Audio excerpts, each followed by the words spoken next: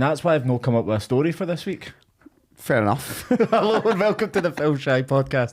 I'm Peter Bell, and with me as always the nice man in comedy, Paddy Linton. Hello. So how you been this week, Shagger?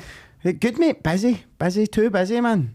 I can't wait until I go to Germany and just get steaming for a week. He's got to the Euros. We should clarify. He's not just... No, you can get a ticket. Just go on. Like, it's like me and my mates, a few of them are turning 40 this year, so essentially having a free stag do, essentially, a free hit stag do. That's a good idea though, mate, and you'll have a great time over there. Aye, just getting out on nuts. Aye, Johnny Beer's good as well. What about your week, mate? So I went to do a gig in Welland, as you know. What I wasn't told is it was an end of season awards ceremony for a amateur football club. So you can imagine what that was like. I was telling my sister and her husband, "Oh, come along, you can watch it." And I walked in, it was just players and their wives, and I was like, they were still in the pub. and messaged and said, "Yeah, don't come to this." They've been drinking all day. Were they mental? I think a lot of them were. I mean, it was no coincidence that the players that won most of the awards were the skinniest people there. It was proper. But I mean, it was a fun gig. Why did they get a guy from Scotland? And why not just get a local comic? Well, they just put it up. Like the guy that runs the gigs just sent an email out saying, "We've got a gig here at this time. Who's interested?" And I was like, "That's where my sister lives. I'll put my name forward." None of the other comics knew it was a football awards thing anyway. I don't think the guy that was booking did. Someone just went to him, "I need 4 comedians," and didn't explain why. Oh, brilliant. So, yeah, it's the exciting life of being an open spot, guys. That's what it's like. Anyway, we'll get on to the football. So, obviously, the nominees for Player of the Year, Young Player of the Year, and Manager of the Year are all out now. So, we're going to have a wee chat about that, see who we think is going to win, who we think should be in there that isn't, and who we think is in there that shouldn't be. Yeah. Because we do have some opinions on that. So we'll start with Player of the Year. Nominees are Erling Haaland, Alexander Isak, Martin Odegaard, Cole Palmer, Declan Rice, Virgil van Dijk, and Ollie Watkins. So given that list, who would you have as Player of the Year from there? I'd say it's between Palmer and Rice for me. Yeah, I find it hard to argue with that. Rice has really transformed Arsenal defensively and going forward. He's made such a huge difference, and he's contributed some really big important goals for them. Aye, he's become phenomenal, man. Yeah, and a real leader in that team as well. Like, I know the likelihood is they're going to finish second again, which is the same place they finished last time, but the quality of the team between last year and this year, the way they've played the defensive record this year is astounding. Yeah, well, Saliba has a lot to do with that as well, 100%. In fact, I know he's in the young players we'll talk about later, but he could have a case to be on this list as well. Oh, aye, definitely. Ahead of Van Dijk, aye. Yeah, over Van Dijk. And I know people get raging about that, but Van Dijk's not been outstanding this year. Yeah. He's certainly not been a better defender than William Saliba, who you could make a case for being the best defender in the league right now.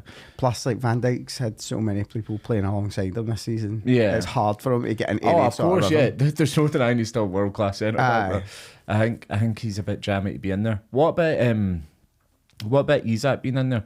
He has had a very good second half to the season, but is this recency bias kicking in a little bit? I think so, aye. That always happens though, doesn't it? Like, if you've had a good January to May, you'll get, like, nominated. But, like, if you've had, like, a good August to January, nobody cares. It should be, like, over the full course of the season. And he has been brilliant second half, but people are forgetting the first half of the season. I mean, I'm not angry that he's in there, but I think, maybe you could make the case for other people. And this sort of ties in with what I would say about the young player as well, because Bukayo Saka's in the young player of the season award. So it's Foden, isn't he? Yeah, aye. And they've played Saka's played 170 odd games in the Premier League. Foden's played 160 odd. It feels a bit wrong. Aye, it feels like a cop-out. You're just like, I know you're not in for the player of the year, but you're in for a young player of the year. Well, Foden is in for player of the year as well, that's it. Saka, for me, probably should be in player of the year over Isak, who I think is also in young player of the year. I might be wrong. I wouldn't fight you on that, but that makes more sense, especially if Arsenal go on to like lift the trophy, because he'll have been. When did they announce it? Is it after the last game? I think so. Why they even announce the nominees before the league's done is a bit strange, but they are weird. I think whoever wins the league will decide it. Yeah. So if Haaland scores another hat-trick in the last game against West Ham, then it'll be Haaland. That's just the way it is. People kick off about that because everybody's talking about how bad a season he's having. Obviously, he scored like 30 he's having a who great knows how many season. goals. But for him, it's quite a poor season. What do you think about Ollie Watkins being in there? Aye, mate. I wouldn't argue it. He's been good. He has been good. I don't think he's anywhere near winning it, but no. But it's nice that like a player outside the bigger teams is sort of getting a mention in this kind of thing because that never used to happen. Plus, Villa have been flying under the radar for the last couple of months. Yeah, like they've just been. Everybody's been looking at Tottenham and what they're doing, but like. It's because what they're doing is more of, people like to look at car crashes. Like exactly, rubbernecking. Exactly. Okay, so we'll go to a young player. So let's say Saka, Saliba, Holland, Foden, Destiny Udogie, Alexander Isak, Kobe Mainoo, and Cole Palmer. Cole Palmer again, I'd say he's in for a good shout. If he doesn't win the main award, I think he should get this one. Oh, 100%. If he does get the main award, then I'd give this one to Saliba since he's not in the other one. But, and I'm trying not to wear my Arsenal hat with that. I just think he's been the best player out of those ones. I think Kobe Mainoo is a bit optimistic putting him in there because he's not played anywhere near enough games to merit that. But like it's for an award, they're just like padding it out, mate. He's making up the numbers. Well, I mean, I would say, obviously, he's only played 17 games. He has missed a lot of the season, but you could make a case for Lewis Miley having a much bigger impact on his team's season than Kobe Mainoo had. He's been a much more important player to Newcastle exactly for the whole season. But again, I'm not saying he should be in there because he has only played 17 games. But again, because he's not played the last like 8 weeks. Yeah, exactly. People forget. People are like, fuck it. Like, who? Isak makes a lot more sense in there because it's his first season in the league. And I know it's not rookie of the season or whatever it is. Like, it's not a new player in the league, but it just feels weird to have someone with what as age much is it? Do you have to be under 23? 23, I think. Aye. It's mad how many good players are under 23. I know.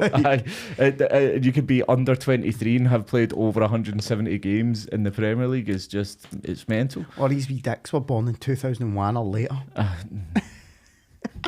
I hadn't thought of it that way, but I've got trackies older than them. I probably do as well. That's the sad thing. Fucking hell, that's really depressing. I was about to say I've got videotapes holding it. I think I still have a videotape in my house. They wouldn't know what the fuck that is. They'd be like, what's a videotape? But so it's hard to say. I think if Cole Palmer, it's between Cole Palmer and Saliba for a young player for me. Saliba's been phenomenal, man. Yeah, I mean some of the stuff he did against United, we'll get into that a bit later, but he almost never makes a mistake. It's mind blowing just how consistent he is. And again, like you were saying, the difference between this year and last year in Arsenal, I think he's played either every game or every minute for Arsenal this season. It's one of the two. That's wild. Which is just insane. Yeah. I suppose it's easier for a centre back to not run about as much, but he's a big unit and he does sprint, so it's very impressive. Manager of the year, we've got the nominations here. So Mikel Arteta, Pep Guardiola, both of them are kind of obvious. Jurgen Klopp, I think that's a bit like when Messi got the Ballon d'Or. They would just be. They might just give him it. They might do it. Unai Emery again. I think that's a good shout. Yeah, and Adoni Iraola, which is very nice to see in there because the job he's done at Bournemouth has been superb. Never upset by seeing an Areola.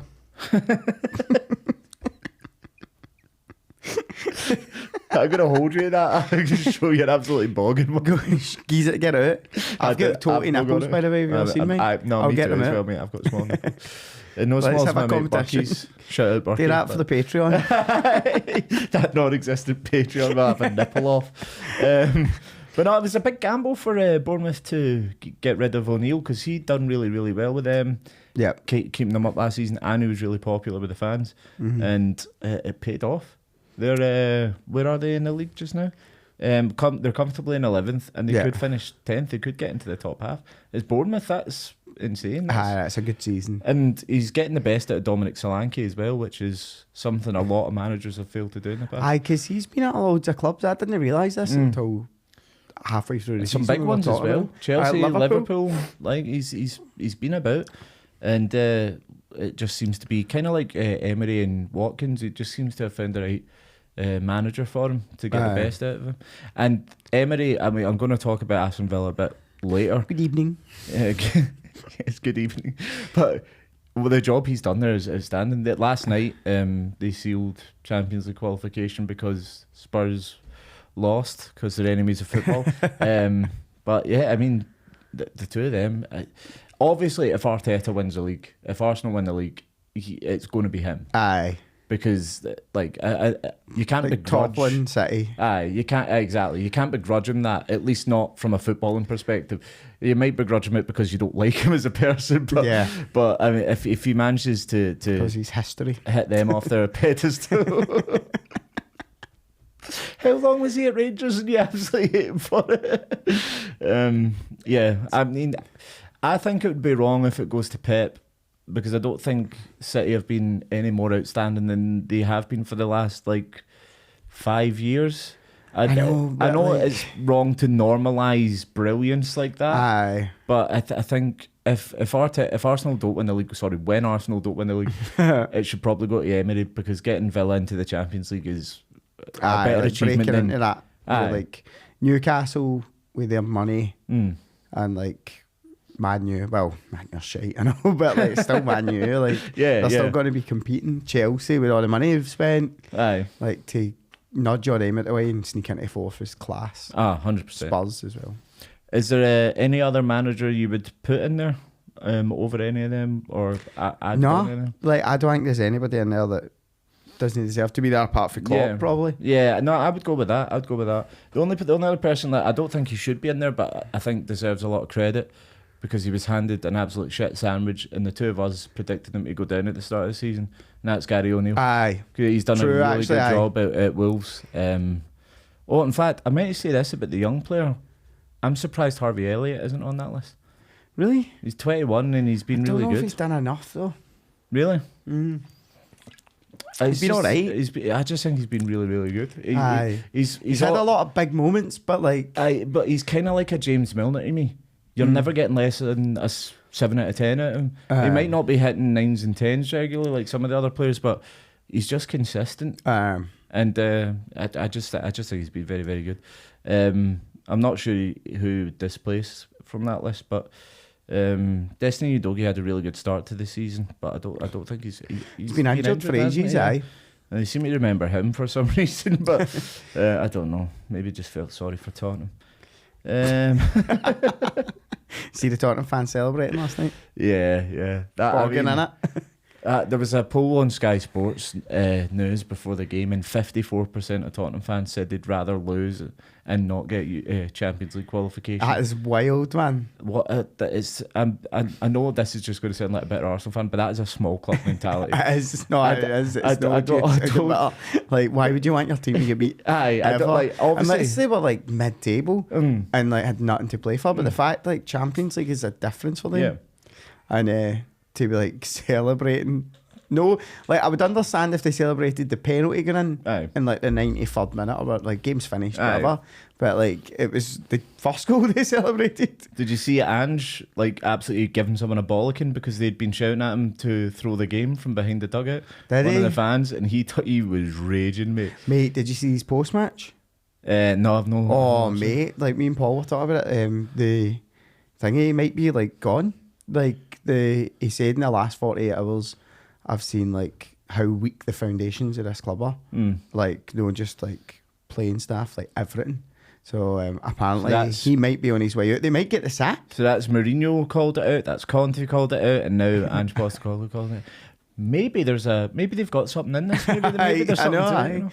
Because as much as we love Ange, bigger managers have went there and called it out. Yeah. So maybe they brought him in because he wouldn't. Probably that shape, but it's Ange. If you're looking for a job in the summer, Ange, I can think of somewhere that would be happy to have you back. Right, okay. Let's do that a wee quiz then, since you eventually got Les Ferdinand last week. Yes, here we go. So it's the same format.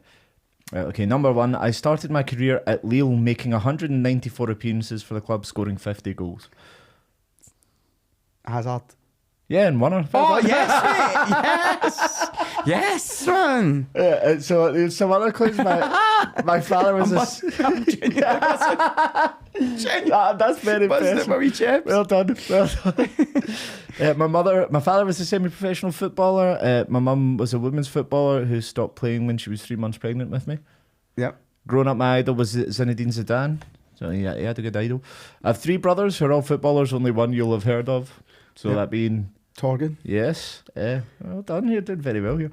After being substituted for my national team, I left the stadium whilst the game was on and was photographed eating a burger with my family. I think I'll let you finish this first. I once became a footballing meme for laughing at a teammate suggesting Arsenal were one of the biggest clubs in the world. Class. I played in France, England, Spain, won the league title in all 3 countries. Made 126 appearances for Belgium. I retired in June 2023, citing injury issues, but the truth is, as we all know, I'd gotten a bit fat. You did get a bit fat. There you go. I saw a thingy, it was an interview with John Terry, and he was saying about, like, before the game, all the players would be, like, getting focused in the zone, and he'd be sitting there, like, even in his kit, like, when they're about to go out and warm up, just FaceTiming his wains, like, just in the care. And they had an interview, they were looking at video of like Southampton, and he wasn't paying attention. The manager's like, "Do you want to watch this?" And he's like, "Southampton, just pass me the ball and I'll score." To be fair, he was that good, man. For 2 seasons, he was the best player on the planet. He was unbelievably good. Some of the goals he scored, especially, I think he had got a couple of real crackers against Liverpool. He was unplayable when he was at his best. Then he was really, really good. Anyway, the weekend's football. And we'll start with what was the biggest game of the weekend. Not the prettiest win for Arsenal, but it's all about getting 3 points at this stage of the season. Yeah. It doesn't matter anymore because Spurs did it. Exactly. But no, all Arsenal can do is get the wins where they can. And they did it on Saturday. And it was one of the best performances I've seen from United in a very long time. I know, considering like they had like 12 like first team squad members. Yeah, Johnny Evans and Casemiro at centre back partnership. Casemiro. It went brilliantly. Yeah, like it's strange that because they've struggled against smaller teams. Obviously they lost 4-0 against Crystal Palace, and then but they got a draw against Liverpool. They pushed Arsenal quite hard at the weekend there. They seem to be able to up their game when it comes to bigger teams, and I think this plays into the arrogance we spoke about the club having and the players having earlier on in the season, where when they're playing a small team, they're just like, "Oh, we're Man United. This will be a piece of piss. We don't need to try that hard." And then when they come up against someone they've got a historic rivalry with, they're like, "Oh shit, we need to actually need to try here." Getting turned over by like Burnley, and then when they're playing against Liverpool, they're fucking there. Well, to be fair, against Liverpool, they just decided like we're going to play 11 at the back and hope for the best. But with this team they had out, there was a lot, obviously, like you said, a lot of players missing. So they had a lot of youth players and people like Scott McTominay in the team, and they actually give a shit about the club and the fans and all that. And maybe McTominay put a good shift in, man. Yeah. I mean, he always does it. And this, we'll get onto that conversation later, actually, because I do want to discuss that. But what I did notice about Man United, although it was a much better performance from them, a lot of their attacking opportunities were just people going on a mazy dribble by themselves and then taking a dig at the end of it. A lot of the shooting was from optimistic places, like outside of the box or really difficult angles. It seemed like a lot of individual players, now that they've learned that they're all up for sale, are trying to show, like, look what I can do. Garnacho looked great the whole game. Until Saliba stopped him. The big man. But like Garnacho looked class. But like you said, they're all just trying to like play for a move now. But like the fact that Man U have come out and said, "Oh, like everybody's for sale," means they're not going to get any money for anybody. Like everybody's going to be like, "Oh, you're desperate to sell, so there's fucking 10 million for Anthony." We should be lucky to get at this stage. Right. Oh, his face when he was getting subbed on, like he was pure determined that he was going to change the match. He's horrific, man. Just doing his wee stupid spin when it's like he's in 12 yards of space, just spinning right on the ball. But yeah, I think that was one of the key differences, not only in this game, but in the whole season between Man United and Arsenal, is Man United seem like a lot of players who do have individual talent, but they're playing for themselves. Aye. Where at Arsenal, everybody's playing for each other. Like when they get back defending, everybody comes back to defend. The wingers are back. The striker comes back. Striker, it's not really a striker. And then when they go forward, it's not how do I score. It's in who's in the best position to score. How do I find them? And obviously, it only worked once, but it was reflected in the shots because I see I've got the stats here somewhere. I think Man United had 14 shots, only 2 of which were on target, but shows they're shooting from the wrong places. Arsenal had 11 shots, 5 of which were on target, so nearly like 50% rate because they would work the ball into a better position and take chances. And Anna made a couple of decent saves. He did, once as well. Yeah, actually, I mean, that's the thing. Although it was 1-0 and Man U played really well, with the quality of chances Arsenal had and didn't take, it could have been like 2 or 3-0, and it would have looked a bit different on the scoreline. Plus, like at 1-0, Man U didn't really commit. No. Do you know what I mean? Like if it went 2, they would have came out and you'd have probably scored a few more. Aye. I mean, the first goal is kind of an example of both that and Man United's defensive problems. Obviously, they were playing like 2 very old men, one of whom isn't a centre back in that position. But the ball, the way it breaks, and Arsenal were pressing, it forces Anana into a long kick. Saliba wins a header, and then Ben White's got so much time. Havertz is alone, and Casemiro's walking out, and it's like shocking, man. Like, playing him on side Martin so Keown comfortably. was going after him as well, and it's like unacceptable for a professional football player to be jogging out when you're the last man and the rest of your teammates are 20 yards ahead of you. 100%, yeah. Even more. Like, I don't even know why you took up that position for the ball in the first place. Especially when you know Dallow's going to try and get forward when he can. But what I do want to say about that from an Arsenal perspective, good ball over the top, obviously, from White to Havertz, although even if he got it within 5 feet of him, Havertz would still have been the first 2. He gets to the wing, and it's a great run from Trossard.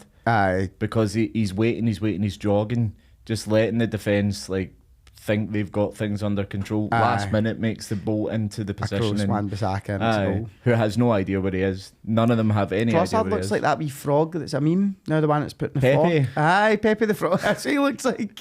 He's wee bulbous eyes. 2 weeks in a row you brought up how he looks like a frog. He's got wee bulbous eyes, man.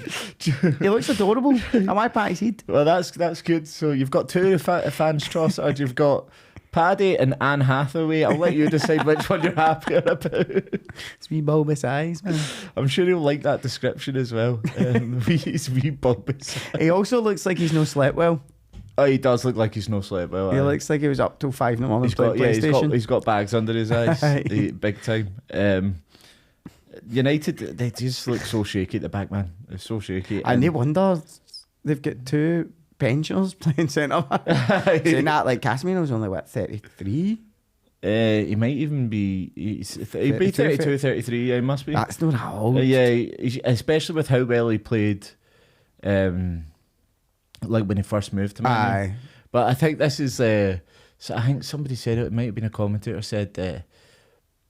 like the reason Modric and Kroos are still playing so well at that age is because Casemiro had done all their running for them at Real Madrid, and because he ran that much there, maybe he's aged quicker than some other midfielders. Come on, like I mean, he did. They don't run at all. I know, but like still, like he's Brazilian. He's enjoying the more you run, the better you get at it. He's enjoying a good barbecue and he's just chilling out, man. Fair.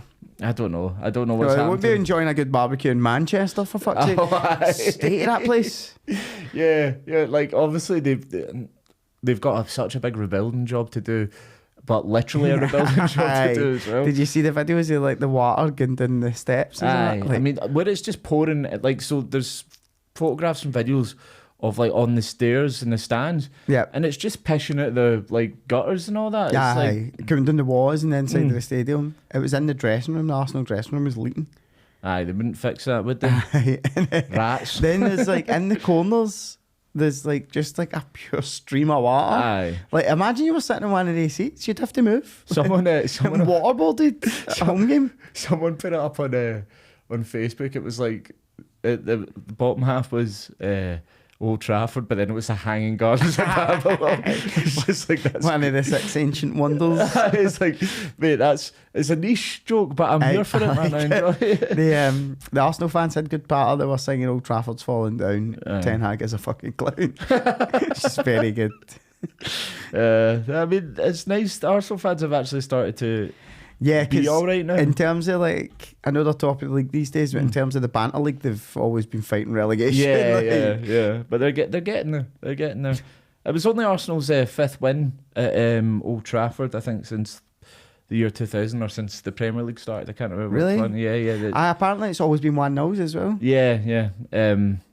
So it's a really good result, regardless of how shite this Man stage you of are. the season as well. Like, you just want to win the game. Yeah.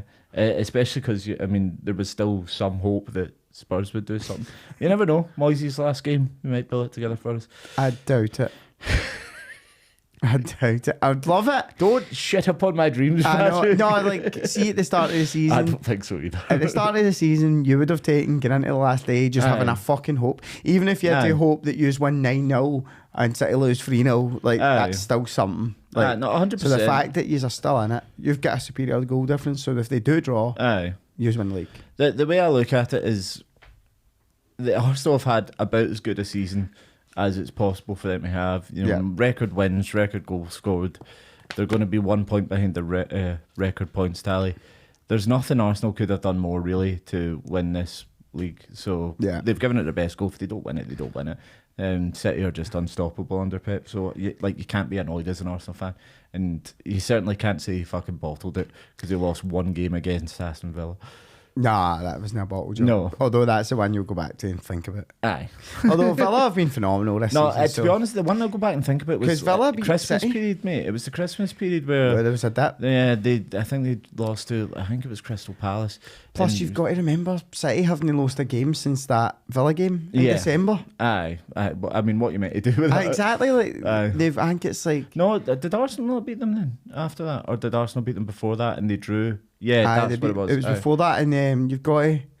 I think it was like in all domestic competitions, it's like out of 27 games, they've won like 19. Yeah.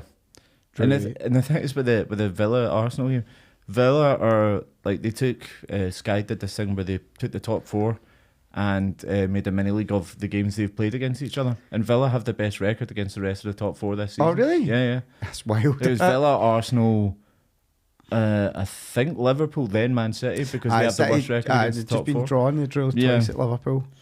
So Villa again, Emery for Manager of the Year probably should Good be. evening. Good evening. Man U, big summer ahead, like we said. They've said all their players are up for sale, bar 3. I'm imagining that's Højlund, Garnacho, and Fernandes. Menu. No, they're no selling Bruno. I can't imagine they would sell Bruno either. He's world class. Like, yeah, he's world class. But he's also a prime example of the arrogance we're talking about. I know. He's too good a player to sell. I agree with that. But he's the kind of guy that throws temper tantrums. He seems like he'd perform brilliantly if he had other players out of his level. Aye. So that he doesn't walk about thinking he's the main man in the... if he went to Real Madrid, he'd be fucking phenomenal. Oh, aye, absolutely.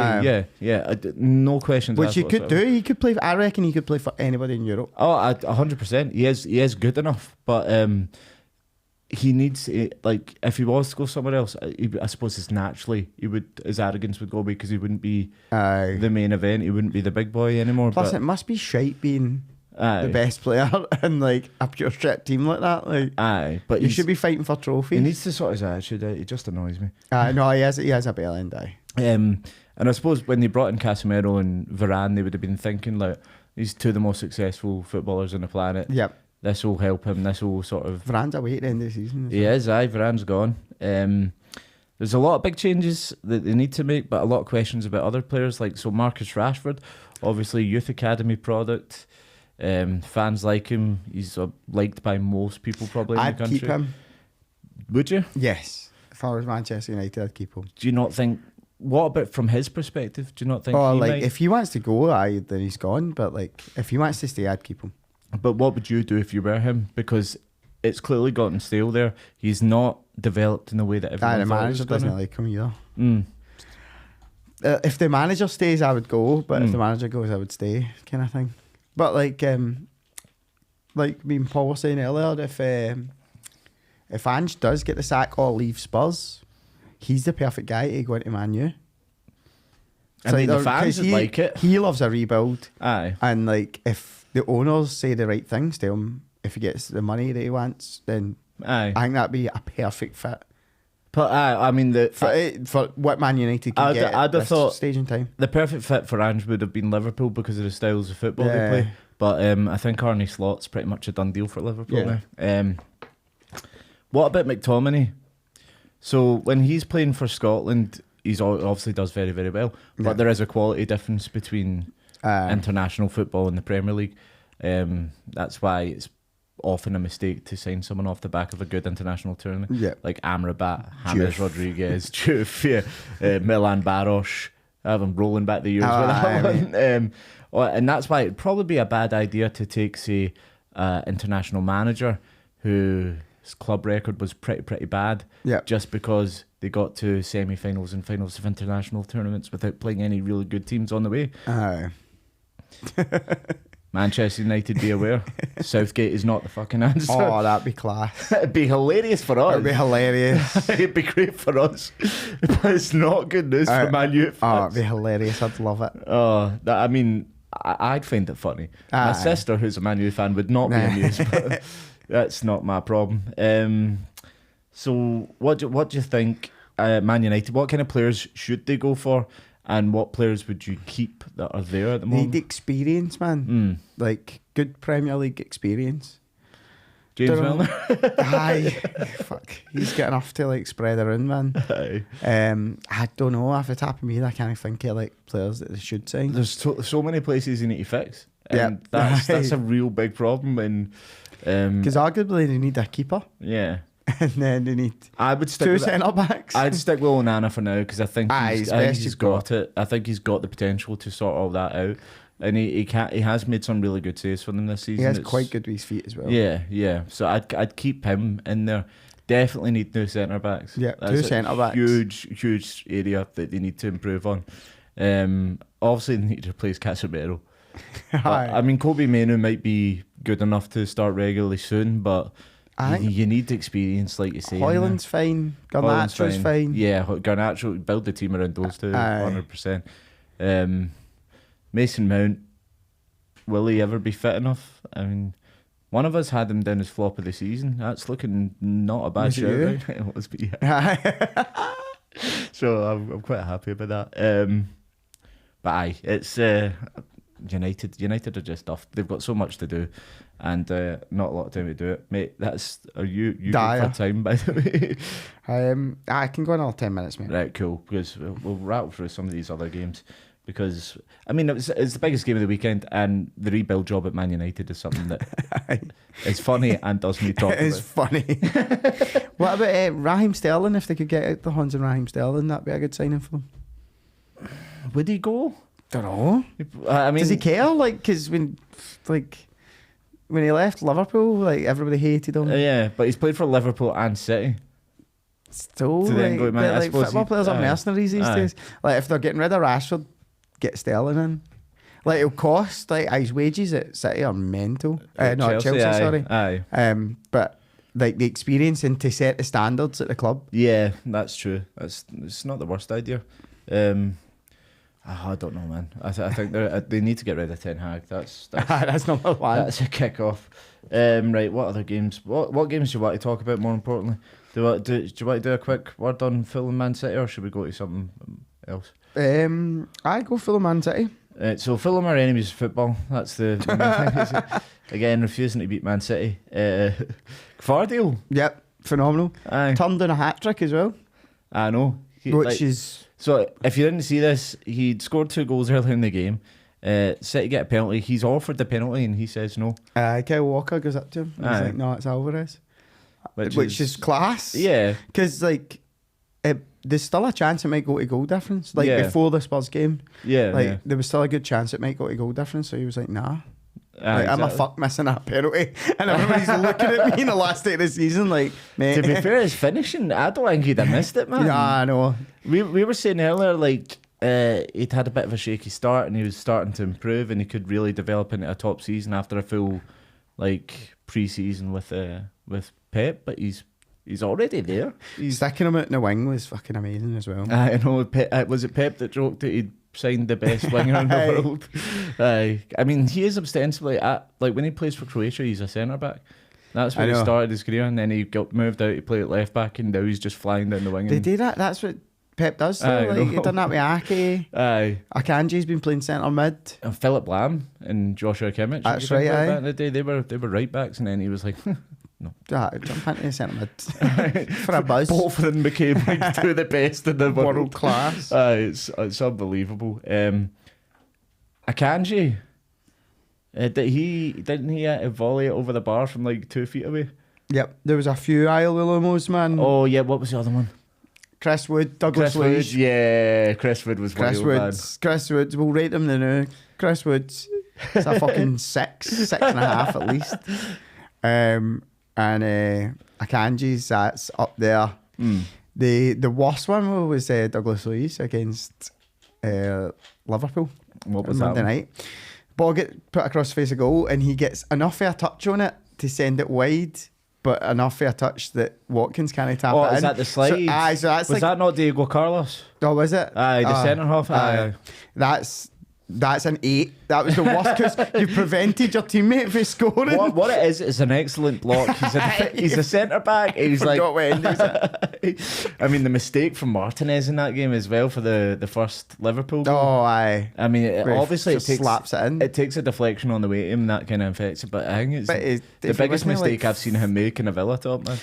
Ballon d'Or nominee. Aye. He did win the Golden Glove. He won the best goalkeeper in the world last year. Which is mental because he isn't. He's nowhere near. We won't do any specific games. We'll just talk about any sort of notable things that happened over the weekend. Yeah. Oh, in fact, let's give Villa a bit more props because that is them officially qualified for the Champions League. Yeah. Some game they should have won that game as well. Yeah. So we Mystics were doing a gig, but they created way more chances, and on another day they probably should have scored more goals. He took them over when they were fighting to avoid relegation. Obviously, they went in a brilliant one. Who was our manager before? I don't know. Who was it, Patrick? It was Big Slippy G, man. But yeah, he took over. They were 17th or something like that. Got them a good finish last year. They're finished in the Champions League this year. They've got a decent squad. The 5th richest owners in the Premier League. They've got some class signings as well. Yeah, they've got a really solid foundation that they could build upon. Quite excited to see them in the Champions League next year. Well, I'm quite excited to just see the new format of the Champions League next year. Yeah. But I think they'll do well at home. The atmosphere they generate, against the big clubs at home, even that game against Liverpool. Aye. They've been phenomenal. Well, they beat Arsenal, beat City. Aye. Beat Liverpool. Well, no, and that City performance, one of the best I've seen. One of the best games of the season. And my mate's from Birmingham, and he phoned his dad up when they got the Champions League guaranteed. His dad's just obviously from a Brummie, so not the kind of man who shows emotions frequently. And he said he was just bawling down the phone, man. It must be amazing. The turnaround in the club's fortunes, because it wasn't long ago they were a championship team, you know. Yep, and they've got history. They've won the tournament. Aye, do you know what I mean? I'd like to say Stevie Gerrard was the last manager. Before that, it was they had Steve Bruce and Dean. I was about to say Dean Shields there, but that's Dean Smith. It wasn't one-eyed Dean. Loads of Toby Carvery types. Hey, not known about Toby Carvery. Toby Carvery podcast. Yeah, make a reference to a gig that none of these people would have seen. To be fair, half our audience were probably there. Yeah. Right, what other things are worth talking about from the weekend there? Chelsea Forest, maybe do a quick word on that. So Forest goal. Mudryk's goal was decent, fucking man. Class. Who knew he could play football? The ball through to him from Palmer though was just exceptional. He's just an outstanding footballer, and I hope he does get at least one of the awards this year. As much as I don't like Chelsea, that he deserves something. He's been brilliant. That was a really good game of football actually. because it's like you attack, we attack, you attack, we attack, just the whole game, and neither team had a proper defensive plan. That's both their weaknesses. Obviously, they both got quite good attack. It felt like old school Barclays football that game. You know? Just feel like crosses getting swung in quite a lot as well. And the atmosphere, because the Forest fans were like, "Oh, we know Luton lost, we know Burnley lost, so we're pretty much barring like a 12-goal swing." Like unless. Like, because Burnley are one of the other teams involved, so Burnley would need to beat Forest like 7-0, and then Luton would need to beat whoever they're playing like 6-0 in order for them to stay up. And it's like they're safe. Just are safe, guys. Like that, I had a thought during that game. So like Forest, like they were the other team that was in the fight essentially, but they've survived it. But they did spend a lot, and like maybe that's something like we praised Luton and Burnley for not spending a lot of money, but where are they now? Like they're going back down. That's the thing. Were Burnley just really naive because they came into this league and they were like, we're still going to play the football our way. We're still going to play it the way Vincent Kompany wants us to play it. We're not going to change it all. This is the way we're going to do it. And obviously Kompany, before managing Burnley, had only managed Anderlecht, who are a team that are always at the top. Like top 6 at least. You know, they're expected to win most games in Belgium. So he could play that way.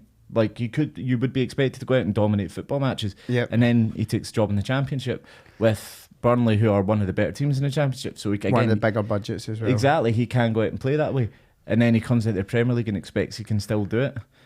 Like I said earlier in the season, I think he's just showcasing this is how I can get my teams to play, because he wants to manage Man City. Yeah, he wants. Yeah, exactly. So it's just, and he probably will. Like, it wouldn't surprise me, but he needs to. There needs to be stepping stones in between this and that. And he needs to do better, because he wasn't brilliant at Anderlecht. Truth be told, he didn't like set the world alight there. So, and he needs to sort his wardrobe as well before he talks to me. Yeah, because everyone involved with Man City all have normal wardrobes. Well, to be fair, Pep was wearing a fucking like knitted jumper. And Shearer called him in. 25-degree heat. Are you not hot? Yes. Yes. But like fair play for us for staying up. Despite quite a week for Marinakis, Olympiacos in the final of the Conference League as well. Oh, aye, yeah. Like, oh mate, I seen a great. It was a fucking like a caption on a Leverkusen video, and it said "Bayer never losing." That's phenomenal. Mate, seeing our after-school football league. That's what one of the teams call themselves. Bayer never losing. Bayer never losing. Aye. Good power. They did frequently. That's all. But Leverkusen just won't refuse to get beat. I mean, it's mental. Like, they 47, 48 games or something like that. All competitions. Smashing all kinds of records. Amazing. I mean, Xabi Alonso, man, if you can keep anything like this form up next season, it's so hard to judge, because it's like his first big job, and maybe all the pieces just happen to fall in place. Bayern Munich had a bit of a meltdown. Everything just, and once you built up a bit of momentum, like the mid, we'll need to see how the summer affects them if they come back firing again next year. But I mean, wouldn't be surprised if we made a few big signings. They're an appealing prospect, you know, because they've got Champions League football. They've got a good, solid fan base. It's a club that people know the name of, so it's not like Eintracht Frankfurt or something. Plus, like they that. were massive when we were young. Yeah, it blows my mind. Michael Ballack days. And Ramelow, if you remember him. Ramelow. It blows my mind they'd never won a Bundesliga before. In my head, they would have been like top 2 or 3 most successful teams in Germany, like Munich, Dortmund, and then it would have been there. In my head, it's same third. But they're nowhere near. Fucking Hamburg have won all sorts. Like Werder Bremen, Wolfsburg. There's hunters like Stuttgart and all that. Let's get see my pronunciation. Oh man, that was quality. just giving you some tips before you go over there, obviously. How do you say Dusseldorf? Dusseldorf. It's a funny name. That's what we should end it with. Europeans are weird, aren't they? Wee bit of classic xenophobia for the Phil Shy podcast. But we love you. I suppose we could. Should we tell him who's coming on in 2 weeks? Aye. So we're going to do a couple of Euros previews. Kai Humphries. I've not got the date with him sorted yet, so I won't say that. Well, do you know, we'll save it as a surprise. Yeah, we can release that next week. But on the week of the 28th, coming in to discuss all things Scotland international and our chances at the Euros and all that kind of stuff will be Mark Nelson, who is, in my opinion, maybe the best comedian in the country right now. So you're going to have a fucking cracking time with him. And on that note, Paddy's got to go do a gig, and I've got to go and lament the taxi service in this country. So it's goodbye from Patrick. Goodbye. And it's goodbye from me. Stay fresh, cheese bags.